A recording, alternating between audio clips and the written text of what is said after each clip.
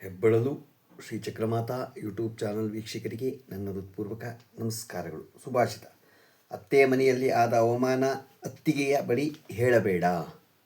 ತಾಯಿ ಮನೆ ಬಡತನವನ್ನು ಅತ್ತಿಗೆಗೆ ಹೇಳಬೇಡ. ಇವರಿಬ್ಬರೂ ನಿಮ್ಮ ಅಸಹಾಯಕತೆಯನ್ನು ದುರುಪಯೋಗಪಡಿಸಿಕೊಳ್ಳುತ್ತಾರೆ. ಆಗ ನಿಮಗೆ ಅತ್ತೆ ಮನೆಯಲ್ಲಿ ನೆಮ್ಮದಿ ಇರಲ್ಲ, ತವರು ಮನೆಯಲ್ಲಿ ಬೆಲೆ ಇರಲ್ಲ. ಇವತ್ತು ನಾವು ದಿನಪಂಚಾಂಗಕ್ಕಿಂತ ಮುಂಚೆ ನಿನ್ನೆ ದತ್ತಾತ್ರೇಯ ಜಯಂತಿ ಆಯಿತು. ಅದರಿಂದ ಇವತ್ತು ದತ್ತಾತ್ರೇಯ ಜಯಂತಿಯ ಬಗ್ಗೆ ಕಥೆಯನ್ನು ತಿಳ್ಕೊಳ್ಳೋಣ. ಹಿಂದೂ ಸಂಪ್ರದಾಯದ ಪ್ರಕಾರ ದತ್ತಾತ್ರೇಯ ಋಷಿ ಅತ್ರಿ ಮತ್ತು ಅವರ ಪತ್ನಿ ಅನಸೂಯ ಅವರ ಮಗ. ಅನಸೂಯ ಬಹಳ ಪರಿಶುದ್ಧ ಮತ್ತು ಸದ್ಗುಣಶೀಲ ಹೆಂಡತಿ. ಬ್ರಹ್ಮ, ವಿಷ್ಣು ಮತ್ತು ಶಿವನ ಮೂರ್ತಿಗಳಿಗೆ ಸಮಾನವಾದ ಮಗನನ್ನು ಪಡೆಯಲು ಅವಳು ಕಠಿಣ ತಪಸ್ಸನ್ನು ಮಾಡಿದ್ದಳು. ಪುರುಷ ತ್ರಿಮೂರ್ತಿಗಳು ಪತ್ನಿಯರಾದ ತ್ರಿಮೂರ್ತಿಗಳಾದ ಸರಸ್ವತಿ, ಲಕ್ಷ್ಮಿ ಮತ್ತು ಪಾರ್ವತೀ ದೇವಿಯು ಅನಸೂಯ ಬಗ್ಗೆ ಅಸೂಯೆಪಟ್ಟರು ಮತ್ತು ಅವರ ಸದ್ಗುಣವನ್ನು ಪರೀಕ್ಷಿಸಲು ತಮ್ಮ ಗಂಡಂದಿರನ್ನು ಕೇಳಿದರು. ಅದರಂತೆ ಊರು ದೇವತೆಗಳು, ಸಾಧುಗಳು, ತಪಸ್ವಿಗಳ ವೇಷದಲ್ಲಿ ಅನಸೂಯ ಬಳಿಗೆ ಬಂದು ಅವಳ ಪುಣ್ಯವನ್ನು ಪರೀಕ್ಷಿಸುವ ರೀತಿಯಲ್ಲಿ ಭಿಕ್ಷೆಯನ್ನು ಕೇಳಿದರು. ಅನಸೂಯ ಉದ್ವಿಗ್ನಳಾದಳು, ಆದರೆ ಶೀಘ್ರದಲ್ಲಿ ತನ್ನ ಶಾಂತತೆಯನ್ನು ಮರಳಿ ಪಡೆದಳು. ಅವಳ ಮಂತ್ರವನ್ನು ಉಚ್ಚರಿಸಿದಳು, 3 ಋಷಿಗಳ ಮೇಲೆ ನೀರನ್ನು ಚುಕ್ಕಿಸಿದಳು, ಅವರನ್ನು ಶಿಶುಗಳಾಗಿ ಪರಿವರ್ತಿಸಿದಳು ಮತ್ತು ನಂತರ ಅವರಿಗೆ ಹಾಲುಣಿಸಿದಳು. ಅತ್ರಿ ತನ್ನ ಆಶ್ರಮಕ್ಕೆ ಹಿಂದಿರುಗಿದಾಗ ಅನಸೂಯ ಏನಾಯಿತು ಎಂದು ಅವರಿಗೆ ಹೇಳಿದಳು. ಅವನು ಈಗಾಗಲೇ ತನ್ನ ಅತೀಂದ್ರಿಯ ಶಕ್ತಿಗಳ ಮೂಲಕ ನೋಡಿದಳು. ಅವರು 3 ಶಿಶುಗಳನ್ನು ತಪ್ಪಿಕೊಂಡು 3 ತಲೆ ಮತ್ತು 6 ತೋಳುಗಳೊಂದಿಗೆ ಒಂದೇ ಮಗುವಾಗಿ ಮಾಡಿಸಿದರು. 3 ದೇವರುಗಳು ಹಿಂತಿರುಗಿದ ಕಾರಣ ಅವರ ಹೆಂಡತಿಯರು ಆತಂಕಕ್ಕೊಳಗಾದರು ಮತ್ತು ಅವರು ಅನಸೂಯೆಯ ಬಳಿಗೆ ಬಂದರು. 3 ದೇವತೆಗಳು ಅವಳ ಕ್ಷಮೆಗಾಗಿ ಬೇಡಿಕೊಂಡರು ಮತ್ತು ತಮ್ಮ ಗಂಡರನ್ನು ಮರಳಿ ಕಳಿಸುವಂತೆ ಮನವಿ ಮಾಡಿದರು. ಅನಸೂಯ ಮನವಿ ಸ್ವೀಕರಿಸಿದರು. ನಂತರ ತ್ರಿಮೂರ್ತಿಗಳು ಅತ್ರಿ ಮತ್ತು ಅನಸೂಯರ ಮುಂದೆ ತಮ್ಮ ಸಹಜ ರೂಪದಲ್ಲಿ ಕಾಣಿಸಿಕೊಂಡರು ಮತ್ತು ಅವರಿಗೆ ದತ್ತಾತ್ರೇಯ ಎಂಬ ಮಗನನ್ನು ಅನುಗ್ರಹಿಸಿದರು. ನೀವು ಕೂಡ ವಿಷ್ಣುವಿನ ಆಶೀರ್ವಾದವನ್ನು ಕೋರಲು ಮತ್ತು ನಿಮ್ಮ ಜೀವನಕ್ಕೆ ಸಂತೋಷವನ್ನು ತರಲು ಆರಾಧಿಸಬಹುದು. ದತ್ತ ಜಯಂತಿ ಪೂಜಾ ವಿಧಿ ಮೊದಲು ಹೇಳಿದಂತೆ ದತ್ತಾತ್ರೇಯ ದೇವರ ದೇವಾಲಯಗಳ ಈ ದಿನ ಆಚರಣೆಯ ಕೇಂದ್ರವಾಗಿದೆ.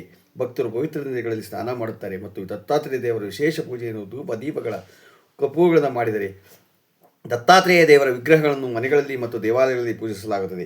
ಸನ್ಮಾರ್ಗವನ್ನು ಸಾಧಿಸಲು ದೇವಾಲಯಗಳನ್ನು ಅಲಂಕರಿಸಲಾಗಿದೆ ಮತ್ತು ಜನರು ಭಜನೆಗಳು ಮತ್ತು ಭಗವಾನ್ ದತ್ತಾತ್ರೇಯನಿಗೆ ಸಮರ್ಪಿತ ಭಕ್ತಿಗೀತೆಗಳು ಮುಳುಗುತ್ತಾರೆ. ಕೆಲವು ಸ್ಥಳಗಳಲ್ಲಿ ಅವಧೂತ ಗೀತೆ ಮತ್ತು ಜೀವನ್ಮುಕ್ತ ಗೀತೆಗಳನ್ನು ಸಹ ಓದಲಾಗುತ್ತದೆ. ಇದು ಭಗವಂತನ ಹೇಳಿಕೆಗಳನ್ನು ಹೊಂದಿವೆ ಎಂದು ಹೇಳಲಾಗುತ್ತದೆ. ಗೊತ್ತಾಯ್ತಾ? ಅದಕ್ಕೆ ನಿನ್ನೆ ದತ್ತಾತ್ರೇಯ ಜಯಂತಿ ಆಯಿತು. ಅದಕ್ಕೆ ಎಲ್ಲರಿಗೂ ಶುಭಾಶಯ.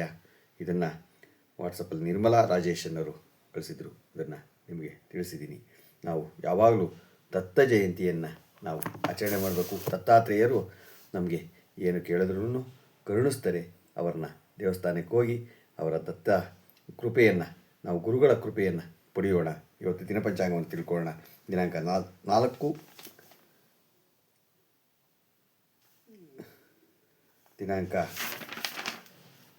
5/2/2025 ಶುಕ್ರವಾರ. ಶ್ರೀ ವಿಶ್ವಾವಸು ನಾಮ ಸಂವತ್ಸರ, ದಕ್ಷಿಣಾಯನ, ಹೇಮಂತ ಋತು, ಮಾರ್ಗಶಿರ ಮಾಸ, ಕೃಷ್ಣ ಪಕ್ಷ. ತಿಥಿ ಪಾಡ್ಯ, ರಾತ್ರಿ 5:03. ನಕ್ಷತ್ರ ರೋಹಿಣಿ, ಹಗಲು 1:23. ಮಳೆ ಜ್ಯೇಷ್ಠ 2ನೇ ಪಾದ. ಇವತ್ತು ವಿಷ್ಣು ದೀಪೋತ್ಸವ ಇದೆ. ಇರೋದರಿಂದ ಎಲ್ಲರೂ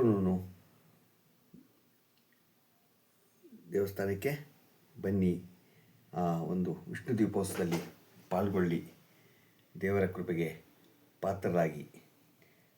ಕಾಲ 10:48 12:14, ಗುಳಿಕಾಲ 7:56 9:22, ಯಮಗಂಟ ಕಾಲ 3:06 4:32. ಇವತ್ತು ಯಾರು ಹುಟ್ಟುಹಬ್ಬ ಆಚರಣೆ ಮಾಡ್ಕೊತಿದ್ರು, ಮದುವೆಯಾದ ದಂಪತಿಗಳು ವಾರ್ಷಿಕೋತ್ಸವ ಆಚರಣೆ ಮಾಡ್ಕೊತಿರೋರಿಗೆ ನಮ್ಮ ಹೆಬ್ಬಳಲು ಶ್ರೀ ಚಕ್ರಮಾತಾ ಯೂಟ್ಯೂಬ್ ಚಾನಲ್ ಕಡೆಯಿಂದ ಶುಭಕಾಮನೆಗಳನ್ನು ತಿಳಿಸ್ತೀವಿ. ದೇವರು ಅವರಿಗೆ ಆಯಸ್ಸು, ಆರೋಗ್ಯ, ಐಶ್ವರ್ಯ ಎಲ್ಲ ಕೊಟ್ಟು ಕಾಪಾಡಲಿ ಅಂತ ಕೇಳ್ಕೊತೀನಿ. ನಮ್ಮ ಹೆಬ್ಬಳಲು ಶ್ರೀ ಚಕ್ರಮಾತಾ ಯೂಟ್ಯೂಬ್ ಚಾನಲ್ ಯಾರು ಸಬ್ಸ್ಕ್ರೈಬ್ ಆಗಿರ್ಬೋದು, ದಯಮಾಡಿ ಸಬ್ಸ್ಕ್ರೈಬ್ ಆಗಿ ಲೈಕ್ ಕೊಡಿ. ಇದು ನಿಮ್ಮದೇ ಚಾನಲ್ ಆಗಿದ್ದರಿಂದ ನಮ್ಮ ಲಿಂಕನ್ನು ಬೇರೆ ಕೊಟ್ಟು ಫಾಲೋ ಮಾಡಿ. ನಮಸ್ಕಾರಗಳು.